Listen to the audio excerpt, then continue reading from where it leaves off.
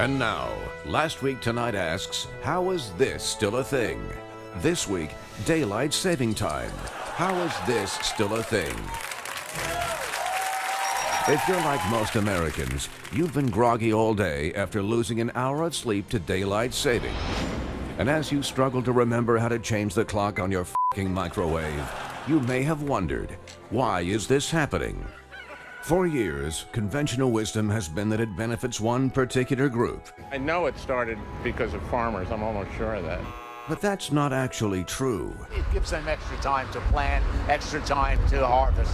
It has nothing to do with farmers. I remember years ago hearing that it was for the farm people. The farm people want nothing to do with this, as they themselves will tell you. I know really no farmer that I'm aware of that benefits from actually farm activities having daylight savings time. Of course, daylight saving doesn't benefit farmers. Cows don't care what time it is because they're cows, and cows are idiots. So if it's not for them, who is it for?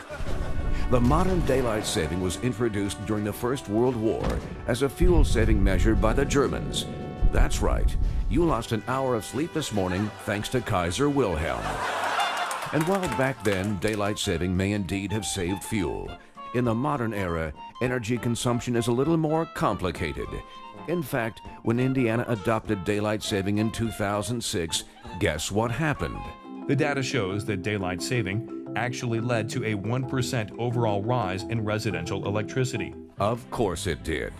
Because switching on a lamp an hour later in the summer doesn't really matter when you're blasting an air conditioner and staying up all night, psychotically scrolling through Instagrams of your ex's honeymoon to Morocco.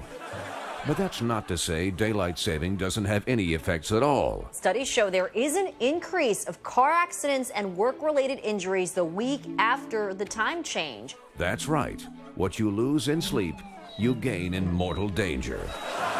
Despite all this, 70 countries around the world still observe daylight saving. And yet, by going by local news reports, none of them could tell you why. From Australia. Well, daylight saving is almost over for another year, and with it comes the usual debate over its merits or lack thereof. To Italy. It's a pain in the ass, basically. To even the Germans, the people who started this whole mess. The time change for many people is ridiculous. Whether it's an hour ahead or later is complete nonsense. Complete nonsense. And that's coming from a country that thinks this is a word and that this is dancing.